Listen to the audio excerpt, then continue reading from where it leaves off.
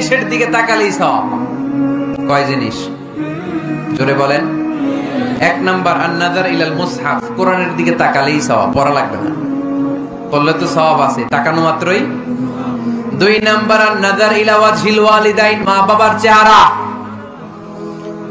মা বাবার খেদমত করলে তো সওয়াব আছেই, টাকা দিলে তো সওয়াব আছেই, কিন্তু মা বাবার চেহারার নজরের দিকে যদি রহমতের নজরে একবার তাকান, একটা কবুল হজ করলে যেই সওয়াব, ওই সওয়াব আমল নামাই দিবে কে?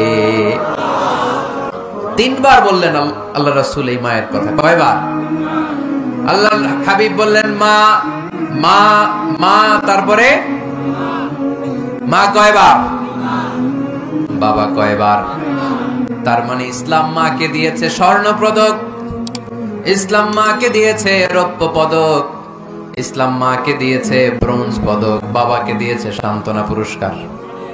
ঠিক কিনা? তিনবার যদি মা হয়, একবার যদি বাবা হয়, তাহলে স্বর্ণ পদক কে?